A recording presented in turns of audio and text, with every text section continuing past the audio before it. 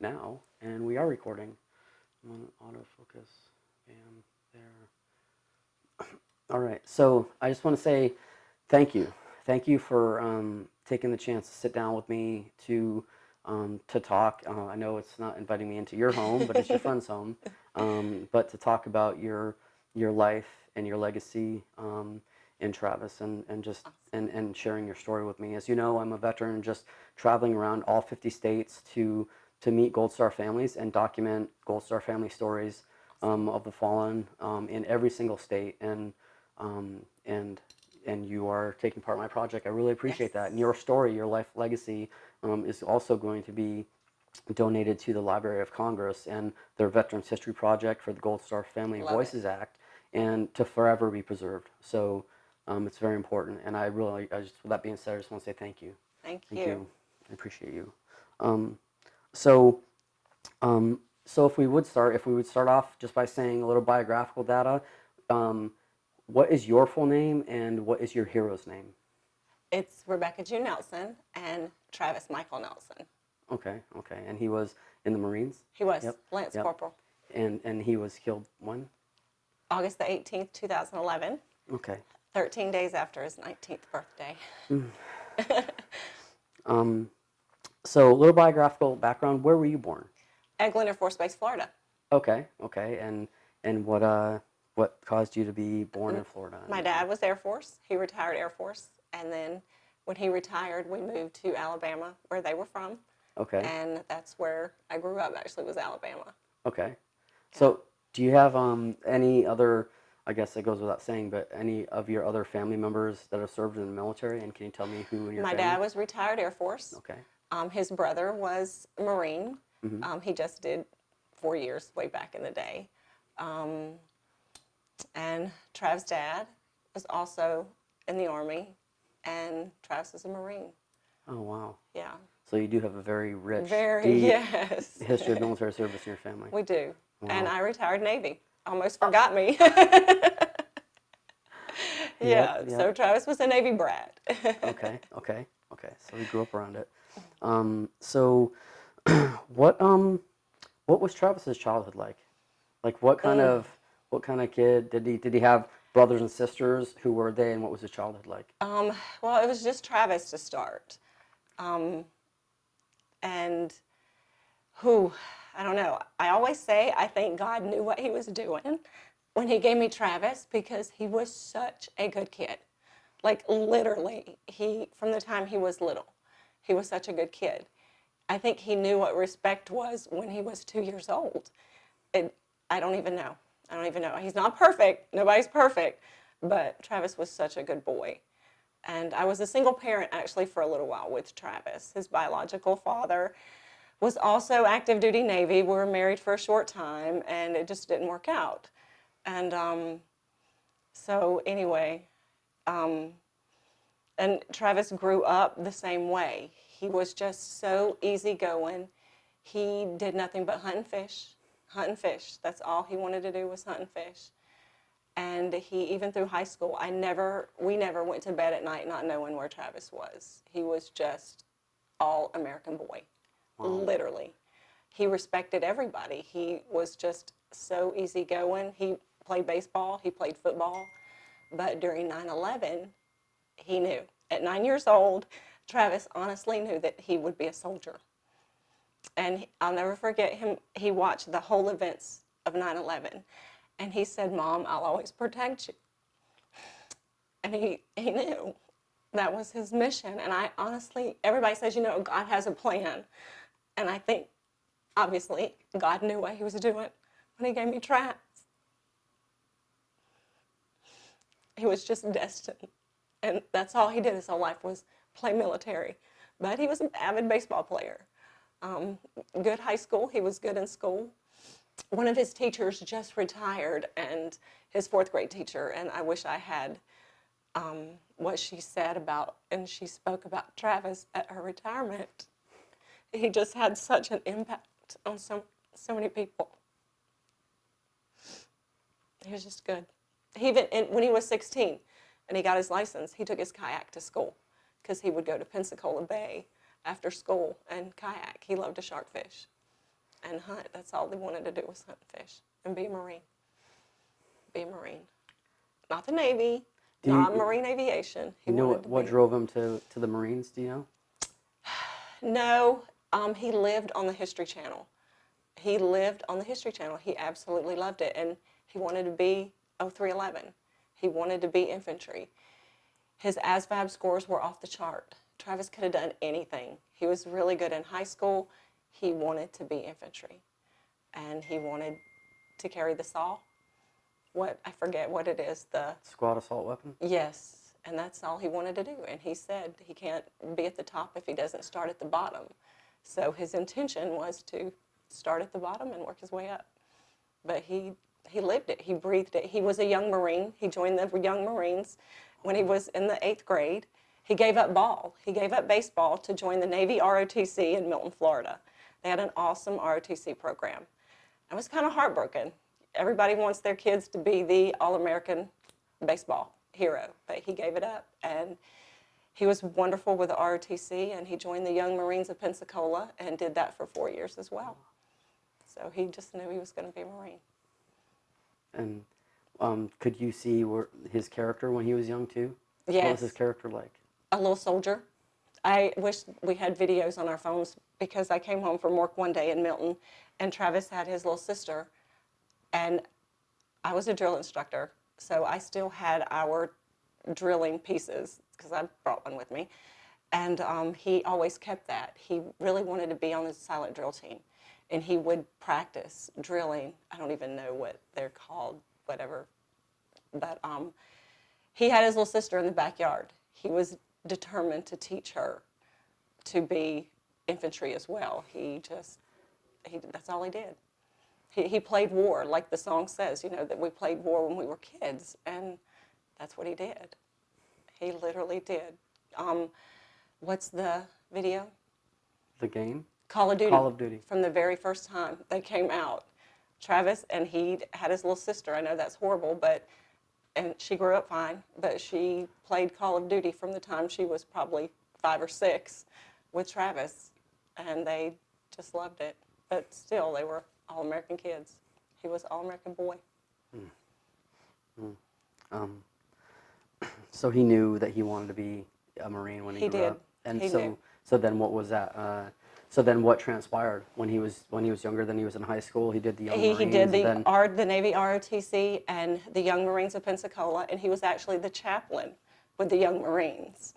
And he was a Christian. He was baptized, and he didn't have a problem. He just a good kid. And actually his 10th and 11th grade, he kind of went back and forth a little bit between the Army and the Marines. There was a couple of programs with the Army that he considered for a little while, not very long, because he actually did the delayed entry program and enlisted when he was a senior in high school, because he was only 16, and then he turned 17. He was young. His birthday was August, so in Florida he was always the youngest in the class. And so for delayed entry, did you have to sign for him to join? I did. And how did that make you feel? And did you support his decision? I did. My dad had to sign for me. I graduated when I was 17 and enlisted in the Navy. And my mom wouldn't, but my dad did. And Travis's dad and I both, knew that we would. And I did have to think about it, because being still connected with the Navy, I read the Navy Times. And I wrote an article, and I even said, having still teaching active duty Navy and Marines, I read the Marine Corps Times and the Navy Times every day. And in 2010, we were fully at war. And it's crazy to think that we raised our son in a time of war, but we did. And I told him, I said, Trav, if something happens to you, they're going to have to lock me up in a room. And he just shook his head and he said, no, Mama, that's not a true statement. He said, you are the strongest mama I know, and it can't always be somebody else's son. So I think Travis always was mentally prepared, and that's what he wanted to do. And I had to respect him for that. It's what I did. And, if not for brave young men like him, where would we be? So I totally respected him and signed my name. I never regretted it, never. Mm-mm. What are you holding in your hand? Travis's watch. I don't leave home without it. I even sometimes sleep with it under my pillow. And it came home with his stuff from Afghanistan, and it's in all his pictures. And it's just, he got it for graduation. It was like one of the original first G-Shocks. And he was also he loved to dive. He got his diving certificate with the Young Marines. So Travis's watch is in all of his pictures. Yeah, it's in most of his pictures. He had it on with him on the day he was killed, and he never took it off after he got it. He was so proud of his G-Shock. And when it came home in his stuff, I subconsciously put it like this, and I think for the first year, I don't even know that I left home without it at all. I've graduated now. I take it with me everywhere I go, but I don't have to hold on to it every day. Does it still work? No, the battery doesn't work. Do No. you ever think you'd ever put a new battery in it? No, I I need to. I just hold it. Mm-hmm. I hold it. What are some thoughts that go through your head when you hold it? It's the last thing that he probably put on before he left that morning. And it smelled like him. When it came home and we opened the trunk, it still smelled like him. And I think that was special. It was special. And of course it don't now, but that was just so important. All his stuff, even his clothes that he left, before he left, because he was only gone. He wasn't even in country a month. They left July, and it was a little over 30 days, right at 30 days. So then he was in delayed entry program. Yes. And then he was, and then he went away. Do you remember the day that he went away? And did you do anything special before you left for boot camp? Yeah, we had a huge party at my parents', and we had just a big celebration because he was so excited. He was so proud of himself. I mean, he literally, it was just all over his face. And we had a big fish fry. We were from the South, and we had a big fish fry and beautiful cake, and I didn't know this. Travis, his fiance, he wasn't engaged when he left, but later she said that day after his,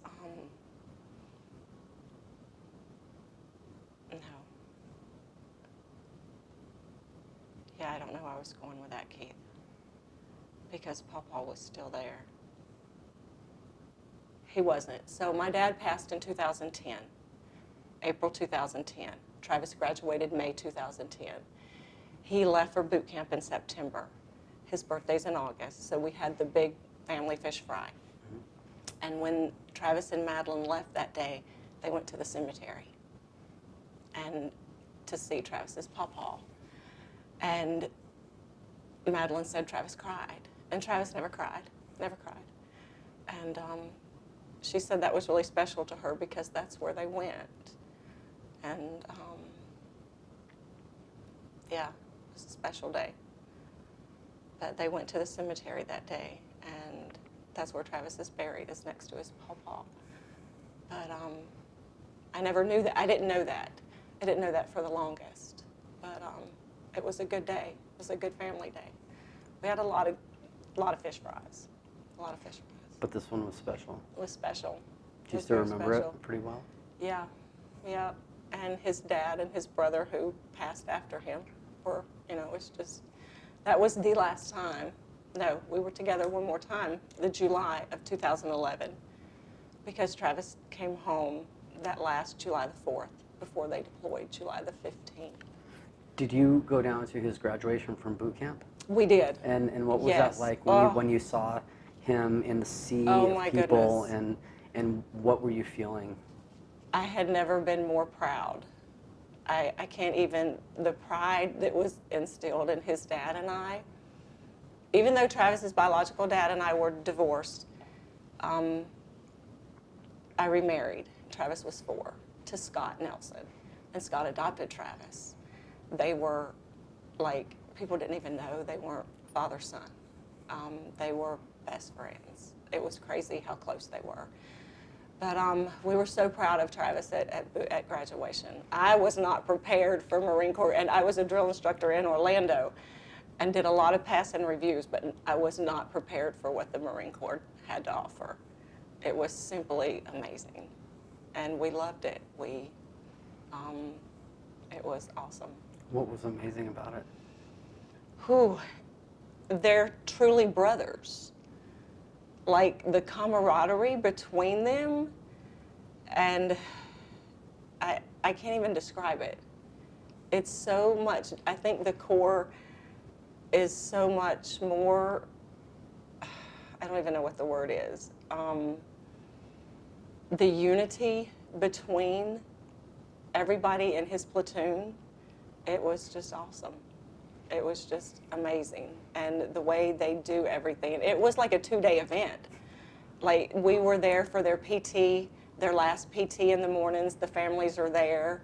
And we couldn't even pick Travis out. It was sad. And they all PT'd, and we were there when they came across their final PT together. And it was awesome. What do you remember seeing him for the first time when you saw him in a formation there? Yes. And what were you We thinking? could pick him out. Really? And How long did it take you? Well, not very long. In fact, Anna was the first one to pick him out. We kind of were older, so we were straining our eyes a little bit, but seeing him in that uniform is just, and I have a picture of him and me, and I cried my eyes out. I'd never been more proud, because since he was 9 years old, he knew he was going to be a soldier, whether it be Marine, Army. He knew that he was going to be a part of what was going on with our nation. And that's all he wanted to do. So I was so proud, so proud. And then upon the conclusion of graduation, were you able to go down and see him and hug him? And we did, and I have the picture. I hate that I don't have it here, but I have the picture, and it's kind of like the family just kind of parted so he could hug me, and it's such a special picture. You still remember that hug? Oh my God, like it was yesterday. Like it was yesterday. And then when they left in July, we were there, and when the gunny called out, Charlie Company, let's roll out. And that last hug, and there's a picture of Anna in that last hug, which is also on the Honor and Remember display. It's a huge banner of Travis and Anna in that hug. Yeah. After boot camp, where was he stationed? Right there at Camp LeJeune. Okay. He came home, and he was home for Christmas. He got to be home Christmas 2010. All this was 2010. And then he went back, and they went out to Camp Pendleton for their workup. And we knew they were going on deployment. And July the 4th is a huge celebration in North Alabama since Travis was little. And we would go there every 4th of July, and him and his dad would fish. And so he got to come there that July of 2011. Oh, wow. And as soon as he pulled up, he told his dad that they were going to Afghanistan. So he had deployment orders already? Yep. Yeah, and that was July the 4th. Well, it wasn't actually the 4th, because it was, I think the 4th was like on a Monday or something, because Travis actually got to come home. We stayed 3 days in North Alabama, and they fished. And how were those times together? Oh my goodness. And do you remember talking and just being together in Yes. each other's physical space and everything? And what was it and like? I would have to be, and I would literally lay on him on the couch. And neither one of my kids are big huggers, and I don't know why, because I hug everybody. People I don't even know, I hug. But neither one of them are big huggers. But he would let me hug him that whole weekend, and we didn't really talk about it. And he made me promise that I wouldn't read anything or go and look up Marjah, Afghanistan, which at that time he couldn't tell us that they were actually going to Marjah. He just said Hellman's Province, and he's like, Mama, please don't. And I didn't. And then I did. And I just worried. That's when it really hit me.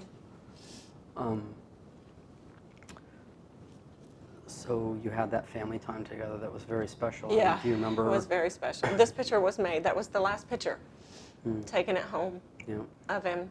Did he ever talk to you about any of his concerns about going over there, or was he just being strong? He was, because he had to fill out his paperwork, and he didn't know what to put. And because it was, he was 18. And so we talked about it, and him and his dad really talked about it. And they talked about it a lot more than me and Trav.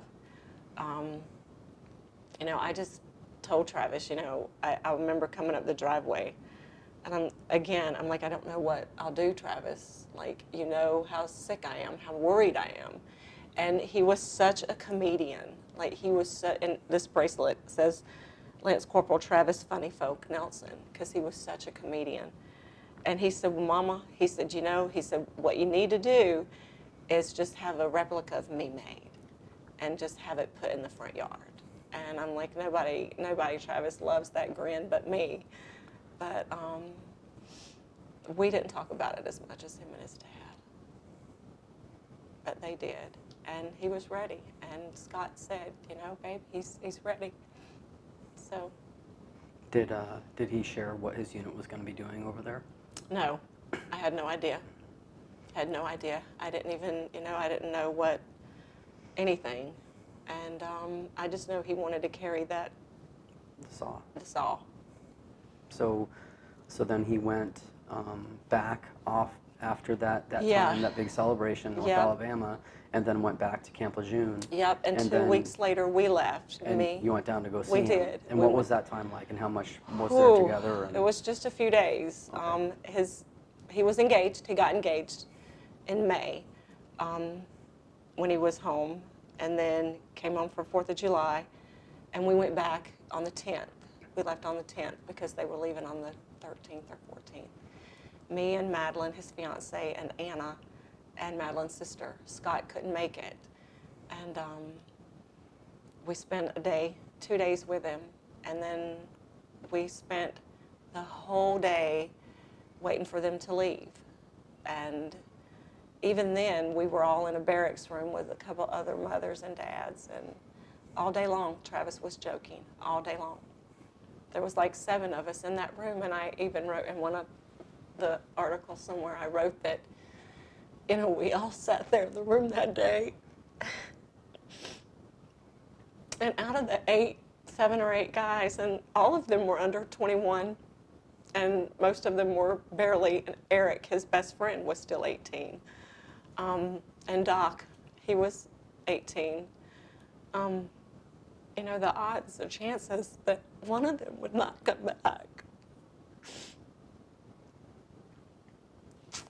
We sat there and we thought about it, and it just something you have to think about. But Doc, the corpsman, he was killed 2 weeks before Travis. So him and Travis were 2 out of the 8 in that room that day. They didn't come back. But the mothers and I have really bonded, the 3 moms that were there. And we became really good friends. And Eric, who was Travis's very best friend there, again, they were, just a few months apart in age as well. His mom and dad weren't there that day. But Travis and Eric didn't take their, the vest, what do you call them? IBA? Yeah. And they actually had to get others issued to them. But I had them, and I had Eric's sea bag with his dress uniforms. I brought him home that day from Camp LeJeune, and Eric's parents, when Trav was killed that day, his parents, Eric said, he couldn't come home, and he sent his parents down from Michigan. and we've been so close ever since. But Eric said the day that they were on small arms patrol, and there was just a few, I don't even know how many, but they were all young. They were all young, and Travis was the first man. And Eric said he'll never forget. And I know, I can imagine how hard it is for Eric, because I can't imagine being 18, well, 19. Travis had just turned 19. And going through what those guys go through, because Eric said he knew that when they got in the small arms fire and that they called for him to come up to first man, that there's only one reason that they would call him was because Travis was down. And they tried. They tried and they tried, and they were still trying when they radioed for the helicopter to come in to save Travis. He didn't make it to the helicopter, to the chopper. He didn't make it. But you know, I think about those guys. I think about what they go through, and I can't imagine either what they live with every day.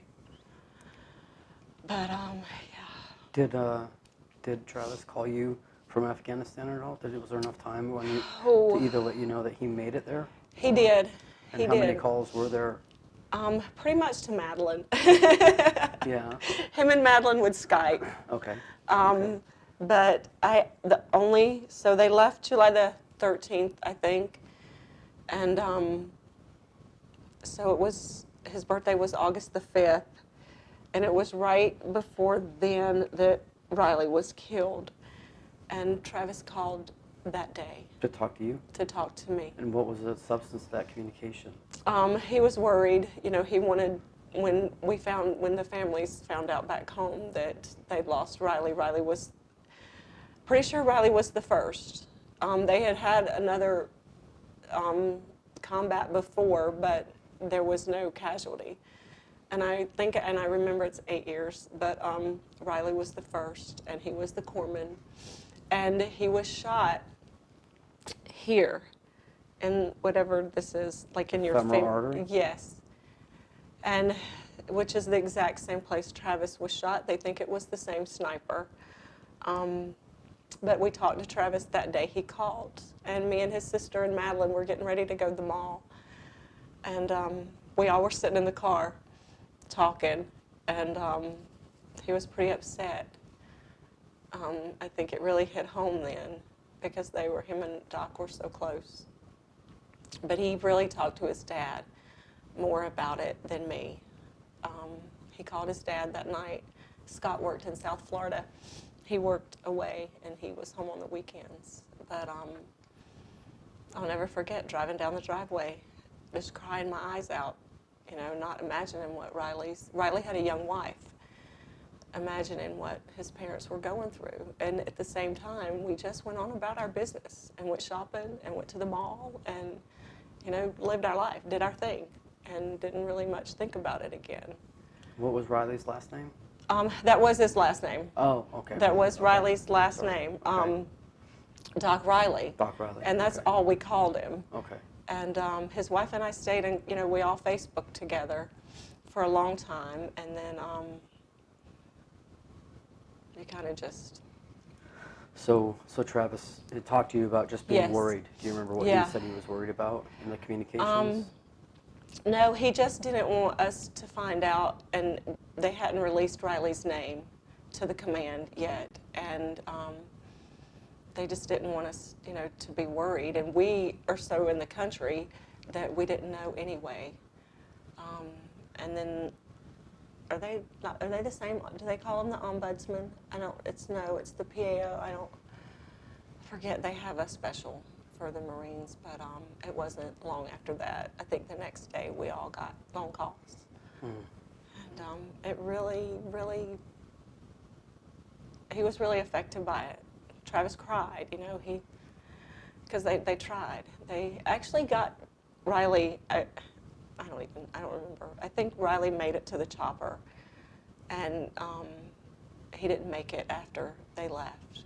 And Travis, they tried, but Travis was already gone before they got him to the chopper. Do you remember him saying, how did that last phone call feel for you? Oh, scared me to death. Scared me to death. Then how did you keep up with what was happening after that phone call in the war? You said you had all of a sudden started, and how did you do that? I just Google.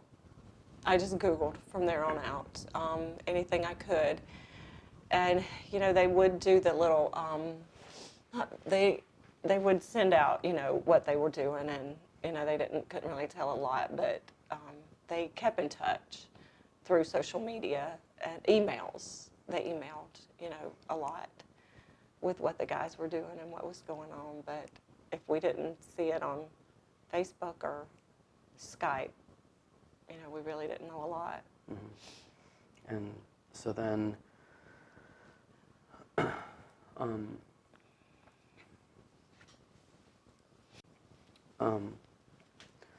so would you be able to tell me where you were and how you remember being notified of Travis's passing, and what you were doing, and also, if you can, walk me through the circumstances as you know them about what happened surrounding his passing in Afghanistan.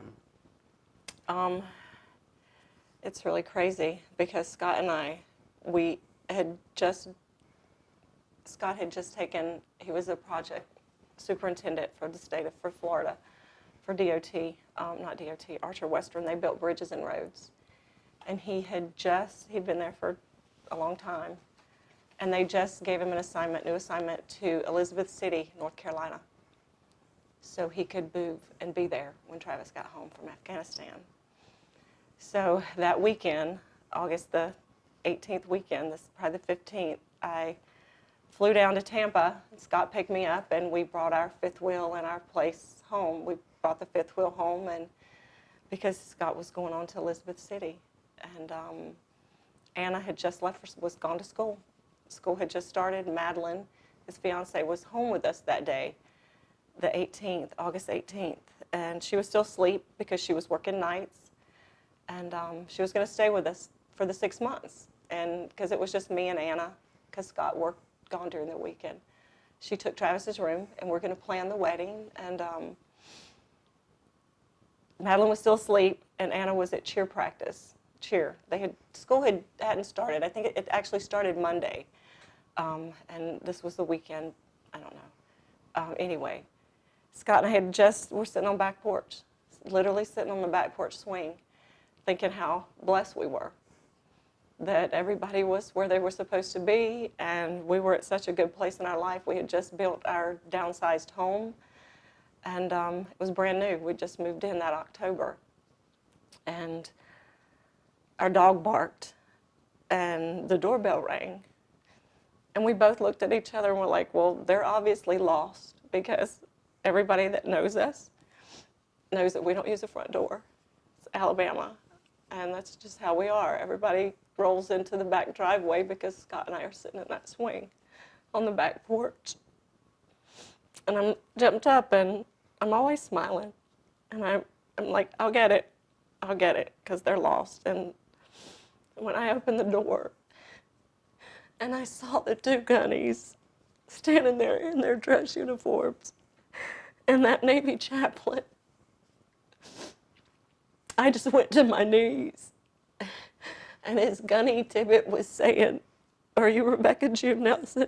I was saying, "No, God, no." And then somehow Gunny was still trying to say, the little thing they do, we regret to inform you.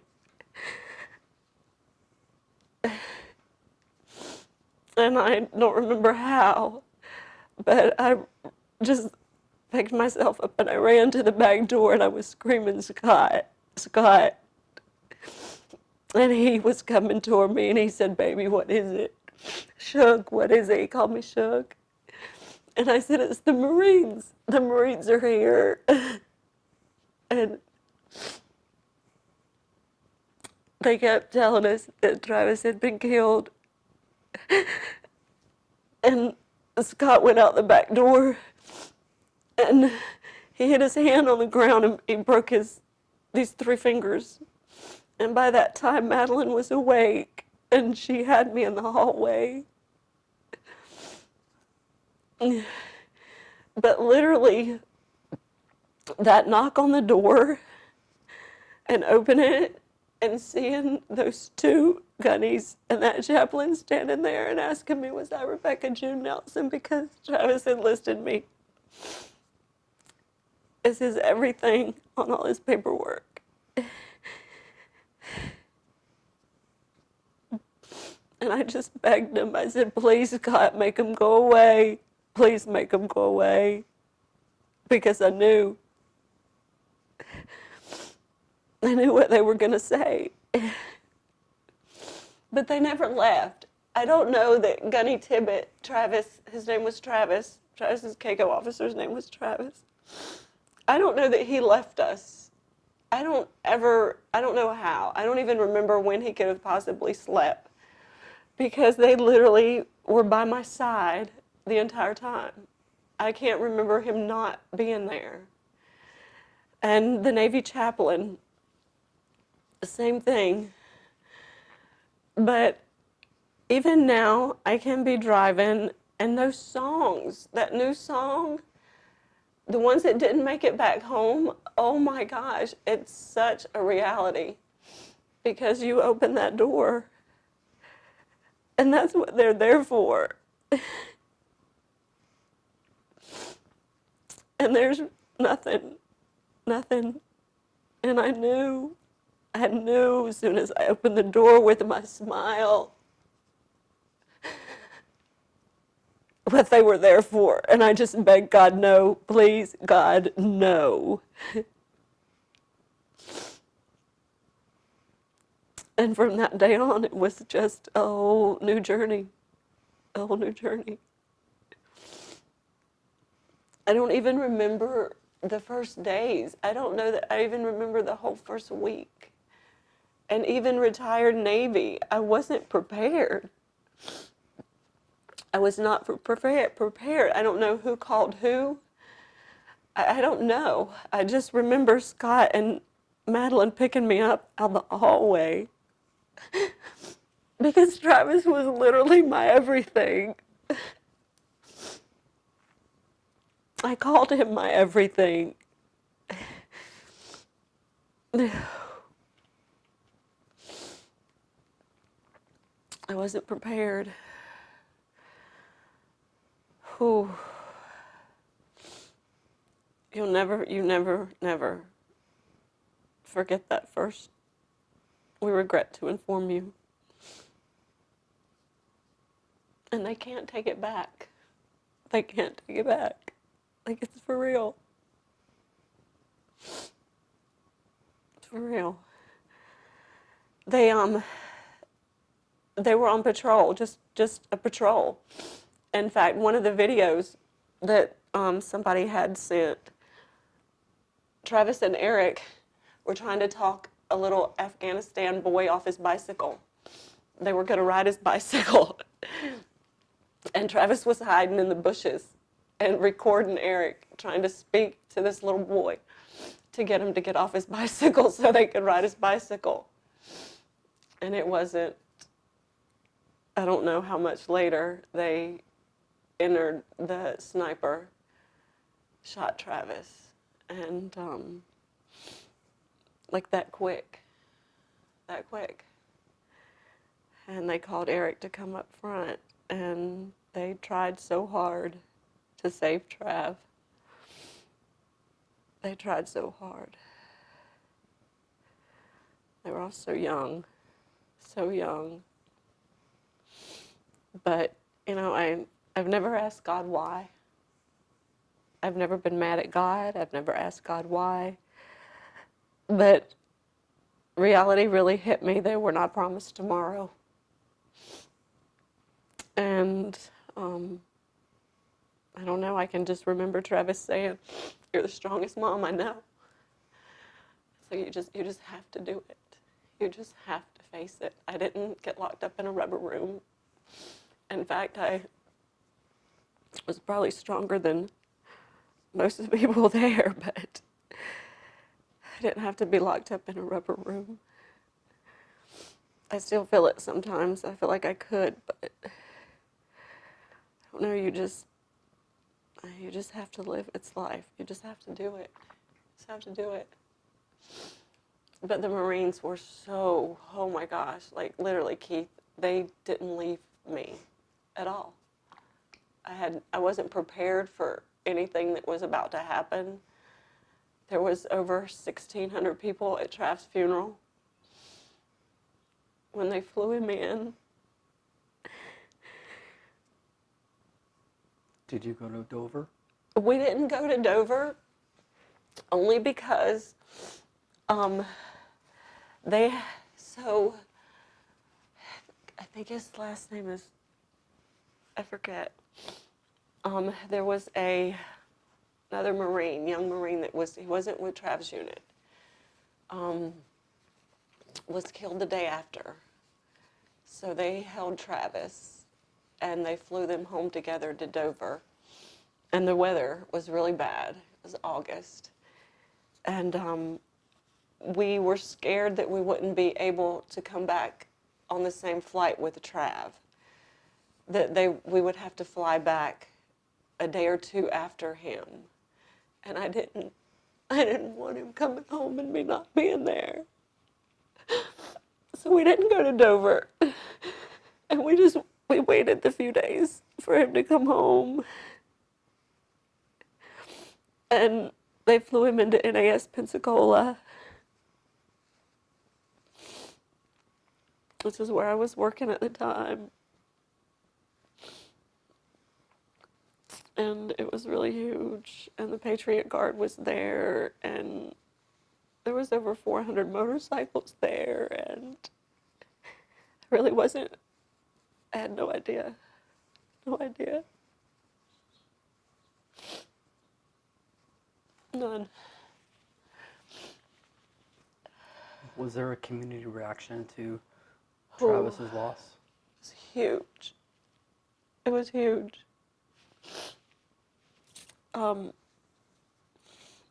So it's like 45, 48 miles from NAS Pensacola to where our home was in Alabama. It was raining. The weather was bad, but the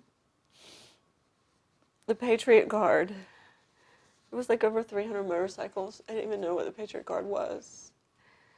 And they escorted us home. And the whole 42 miles was nothing but lined streets. Even in the parts of the country after we got out of Pensacola, the country roads were lined with people, and the schools. Even the schools had made these big things, and there was just tons and tons of people.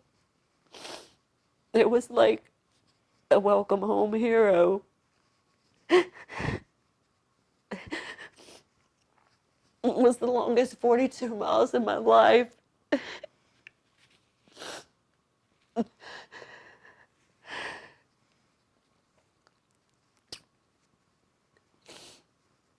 There's so many people, so many people.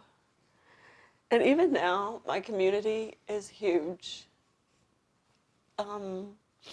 Even now, like Travis's fourth grade teacher retiring, and a lot of her retirement speech was having had Travis in the fourth grade. And what a good kid he was. And even then, she knew that he would join the military and fight for his country.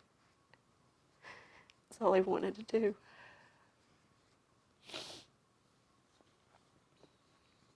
There was a lot of articles, so many interviews. They interviewed people, stood in the rain that day, waiting for Travis to come home and waiting for us to take him home. What was the funeral like? We almost didn't know where we were going to have it because our church was so little. And the Marines had brought in watches because of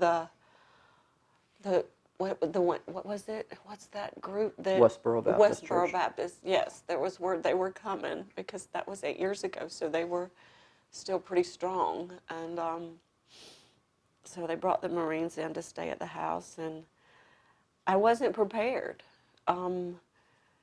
So we decided to have it at the First Baptist Church in town, and Joe Petty, who's the local funeral director, who had just done my dad's funeral in 2010. He'd done my whole family. Oh, he was right there. And we knew we would. He said, Becky, we can't do it at the funeral home.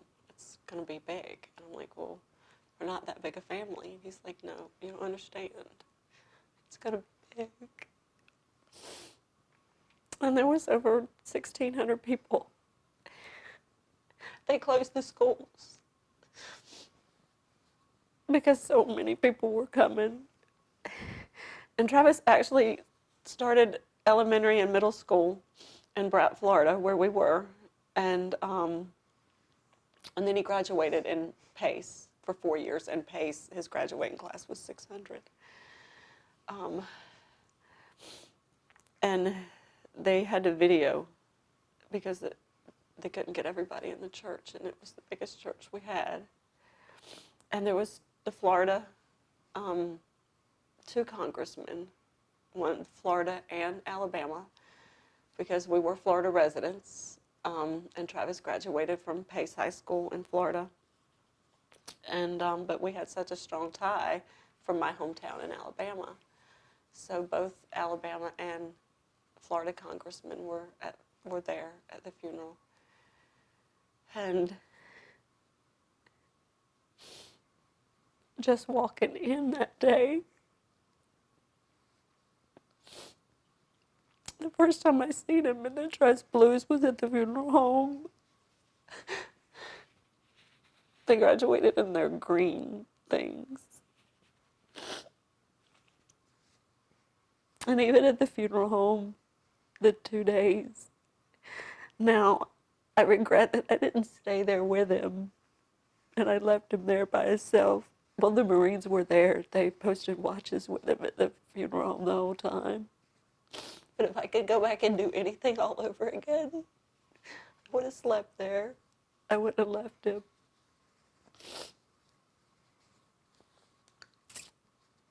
We had videos.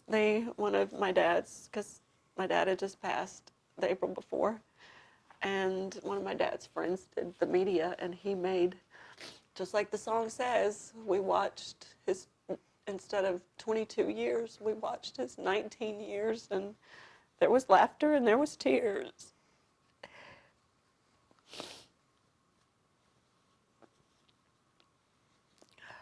And his best friend, Doug, they actually enlisted together, but Travis couldn't go to boot camp until September.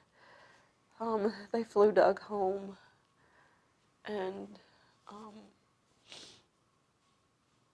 Doug gave the flag. They folded the flag, one of the flags, and gave to Madeline. Madeline was right there with us the whole time. And then Gunny, Tibbet, Travis, he gave me Travis' flag. I still can't do the whole 21 gun salute thing.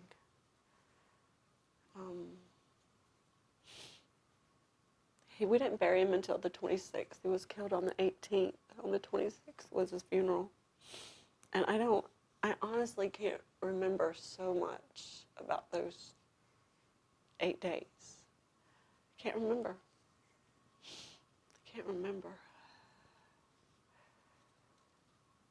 Whew. And the stories. It's always nice to hear everybody, tell the stories. And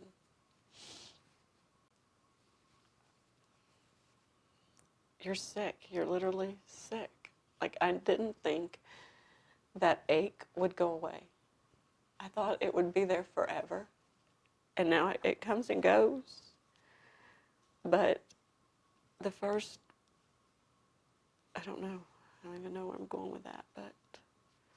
How did you cope with your loss initially and then in time?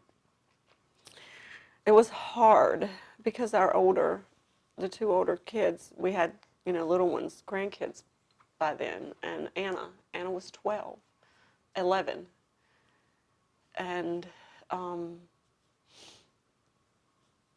don't know, I just did it. I didn't have a choice. I would shut myself in the shower and just cry myself sick. Scott didn't even want to go back to work. He was scared to leave me alone, but I don't know. I just did it. I would cry myself sick, but usually by myself. I had Anna, and then we had kids. We had other children. We had Anna, and she was young. She was 11. So I went back to work. I think I was probably off 6 weeks, 7. They didn't care. It was hard when I went back to work because I taught active duty, E5 and below, Navy and Marines, and was in a schoolhouse with all A school kids. And it was hard, and there's a lot I don't remember. But then in February, was August. In February, they diagnosed Scott with stage 4 lung cancer. And I think right at that time, I couldn't grieve for Travis so much because I became Scott's caregiver. Because the cancer came so strong and so quick that we took on a whole new role. And we found out in February 2012 that Scott, really, they said 9 months. And we lost him in September. So he was buried exactly a year to the date after we buried Trav.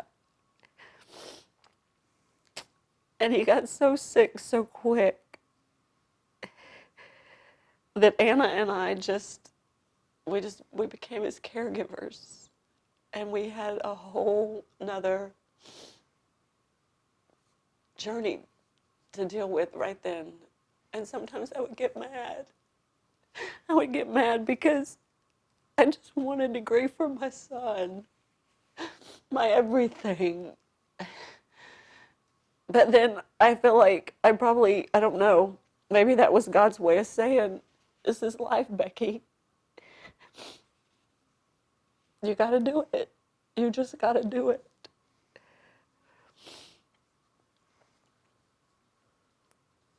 And we knew by the summer that Scott wasn't gonna make it to Christmas.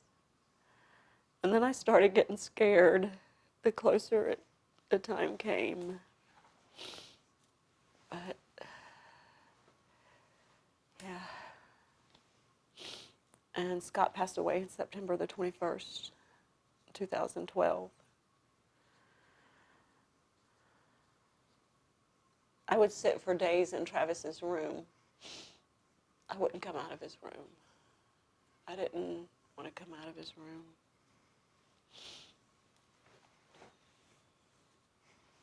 I couldn't drive his truck, but I would sit in his truck. It was a mess.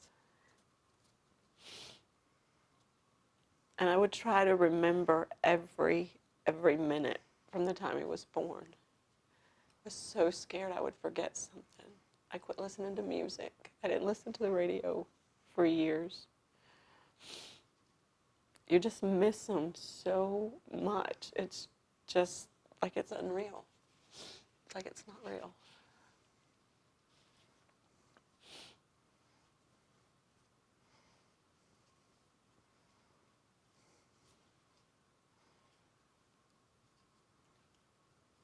What else has transpired in your family with another loss? After Scott, we lost Scott to cancer the year after Trav died. Anna was 12. She was 11. 10 when my dad died from cancer. 12 when Trav. 11 with Trav. 12 with her dad. And then 2013, on the eve of Travis's death. And that's huge. The milestones are huge. And I remember thinking, where's my mind going to be tomorrow on the day of Travis's death? Where's my mind going to be? His birthday was just August the 5th. And August the 18th is going to roll around no matter what. It's going to roll around. And our oldest son, Daniel, was 30. And I had just bought four-wheelers for him and Anna because they were so close and they wanted to ride four-wheelers. And we thought that would be really good therapy. And I bought one and Daniel bought one. And on August the 17th, the eve of Travis's death, Daniel had just made the dean's list at college. And he was so proud of himself. And they were decided to celebrate Travis's life and him making the dean's list. And they were drinking and barbecuing and doing what 30-year-olds do. And they wrecked. Daniel wrecked. He had a light bulb. He was drunk. And it was raining. And the next, I didn't know. And on the morning of the 18th, I got a phone call from Daniel's best friend, and he said, "Becky, you have to come to the hospital. It's not good." I said, what are you talking about? And he said, Daniel wrecked last night on the four-wheeler. And when we got there, they said he had this severe brain injury. And they had him on life support.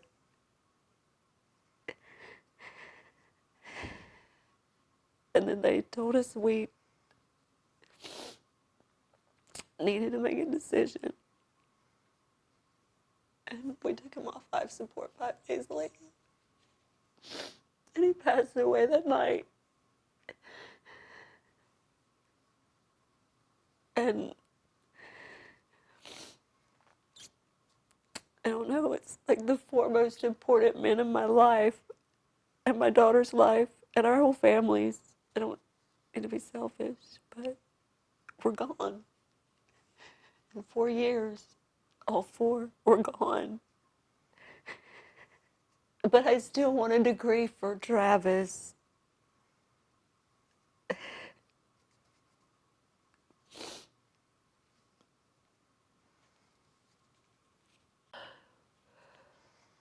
Ooh.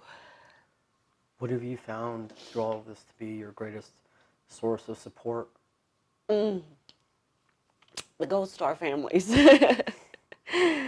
When in 2012, Scott he'd just been diagnosed with lung cancer, and it was the year, well, not a whole year, but right after Travis was killed, we got our thing from TAPS, and I actually wanted to do the seminar in 2012. I wanted to come to DC, and Scott didn't want to. He was very private. He wasn't receptive to it, and then he was so sick that we weren't able to anyway. But through Facebook, and even that was so long ago, it seems like I was connecting. So many Gold Star moms were just, and we were, with everything, Operation Enduring Freedom, it was just really hot and heavy, and everything was going on, and a lot of the Gold Star moms were reaching out to me, and I was slowly becoming part of these Gold Star mothers. And I didn't know what a Gold Star or Blue Star was. But Scott died in September 2012, and Daniel in in May of 2013, I came to DC to my first TAP seminar, to the Nationals, Memorial Day. And I knew, after being in DC Memorial Day weekend, that that's where I had to be. Every year, that's where I needed to be. Because the support group and the support and just being with these other families that they know where you've been. it's like you've been there together. And I have some huge, strong friendships. And if it wouldn't have been for the Gold Star families, I don't know, because they've always been my support.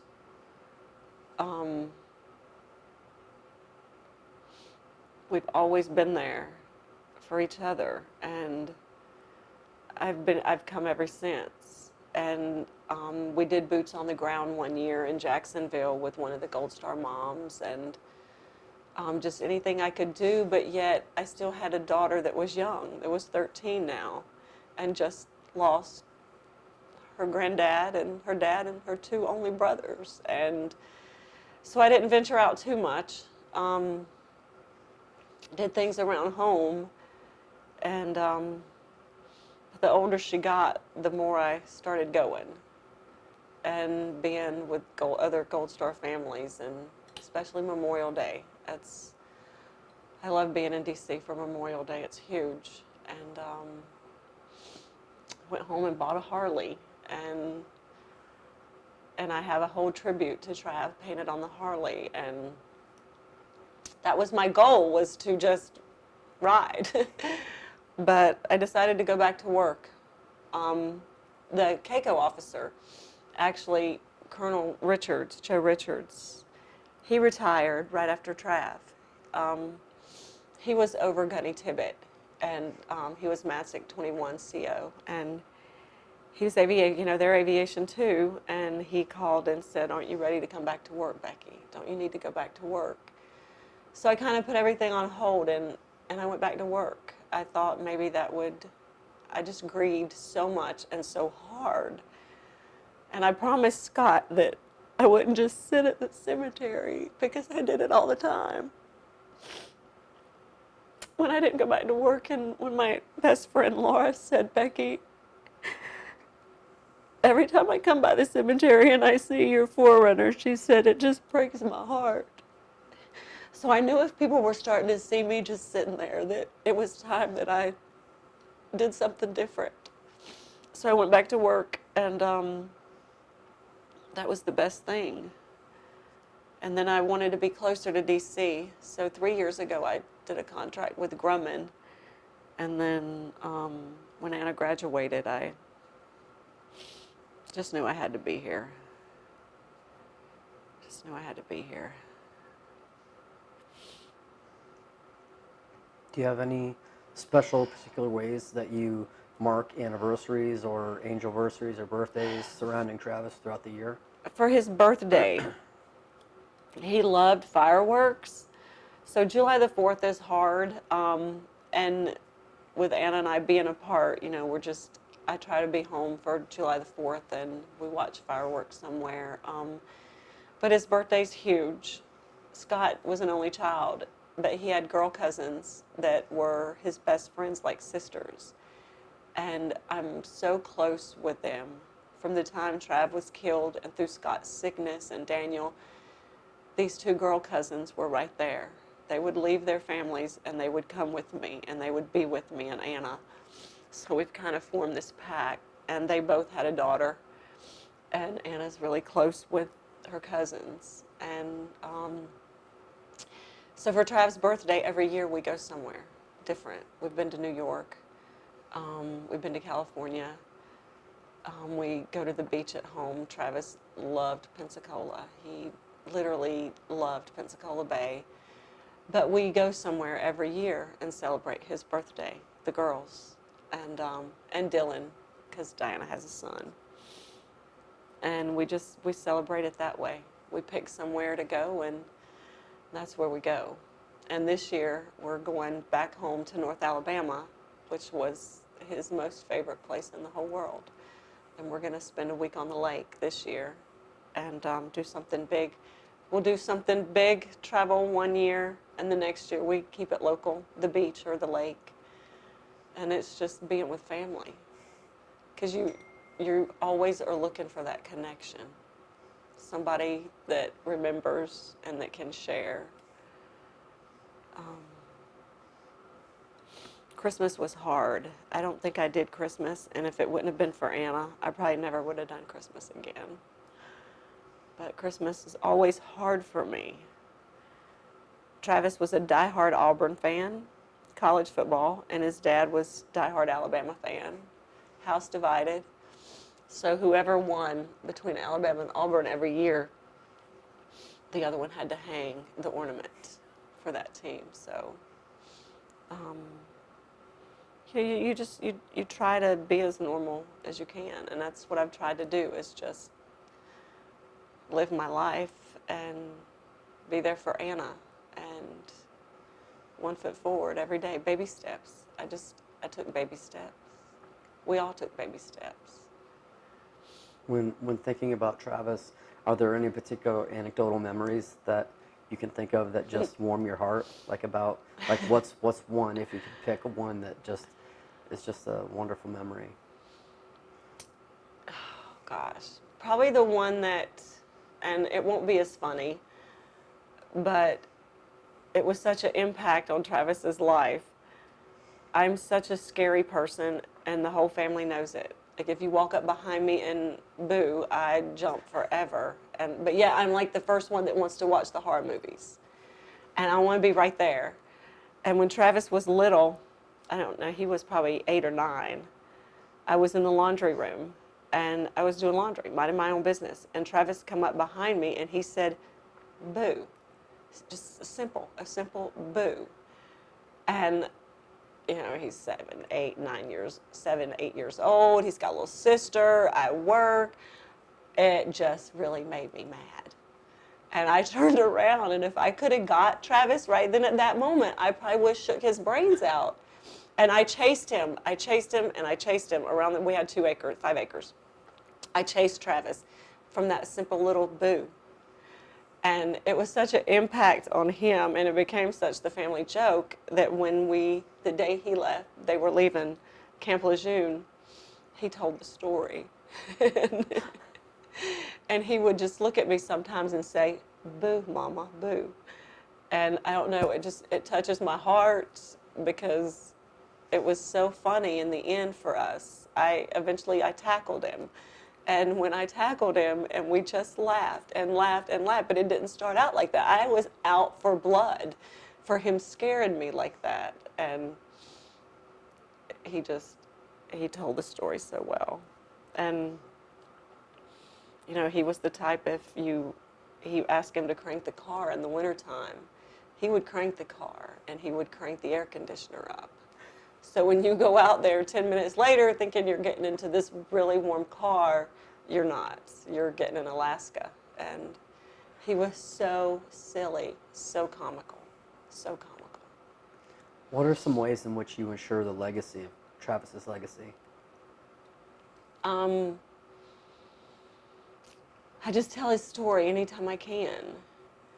And I have, on the back of my 4Runner, I have an awesome airbrush mural. And I think that's why I've become a gypsy, and I love to go, because I want to pass people, and I want people to see the back of my 4Runner. And it says freedom is not free. Honor, courage, and commitment. And I put that in Travis's annual for his senior year. His honor and courage and commitment. He always had that. And he just did. And I literally drive. Everywhere I go, I drive, because I want people to see it. And I want them to know that, you know, freedom's not free. What would you like the world to know about Travis, and what kind of person he was, and the character he had, and the kind of person he was? He had a heart of gold. His whole life, that baby had a heart of gold. And a soul like no other. He respected so much, and he simply loved life. And anything you had to tell him, he listened. And you had his full attention. And he loved his country. He knew that he was going to fight for his country no matter what. And he was willing to give his life up for that. And he never faulted it, never. He was destined to fight for our liberties.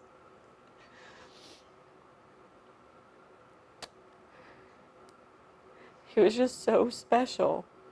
He just truly had a kind heart. He's an all-American boy. He's an all-American boy.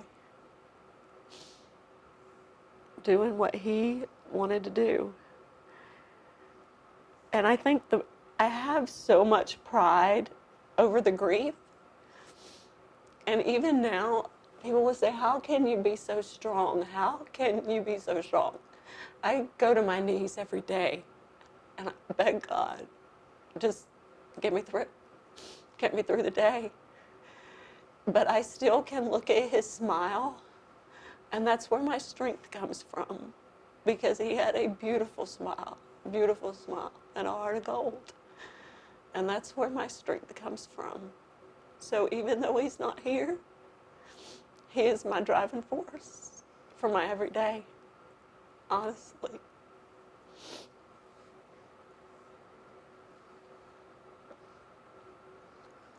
What message would you like to leave for future generations that may see this video? It could be researchers, people, since it'll be in the Library of Congress, that, you know, that people that may look at it and research it. What would be your message to them?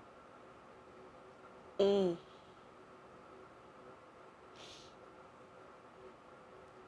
even know, Keith. For mine,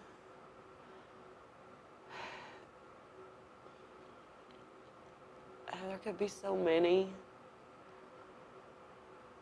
who, I don't know. I'd have to think. Just simply don't take life for granted. We're not promised tomorrow. And I don't know, just humble yourself. Humble yourself and be kind. Yeah, I don't know. Just live life. Just live life.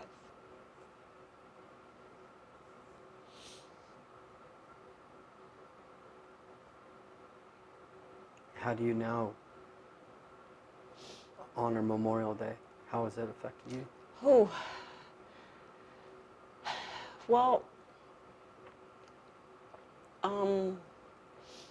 it truly is a Memorial Day. There's no happy Memorial Day, that's for sure. And I honor not just Travis, but, you know, that's their day. That's their day. It's sad as it is. I honor the lives that before us, even before Afghanistan, before Iraq. You know, it goes all the way back in times that, you know, I don't even know that I remember them from history books. But now my son is part of that history. And he's one of those heroes. And it's all about him that weekend. It's all about him and those that gave their life and that were willing to do that. He didn't join for a degree. He didn't join because the judge told him to. He joined because he honestly wanted a chance to fight for what he believed in. So I honor that on Memorial Day. And I do it here. I go to D.C. and we did the wreath laying. This year I did a wreath laying ceremony at Arlington, and that was really nice, and the whole candlelight vigil, and I just honor so many the whole weekend. The whole weekend. Is there anything that you feel we haven't discussed in this video that you'd like to say, touch on? No. Well, I just want to say thank you so much for opening up your heart, your soul, and your spirit to me. I really appreciate it. I appreciate you, and I love hearing about your life, your love, and your legacy. Thank you so much. Thank you.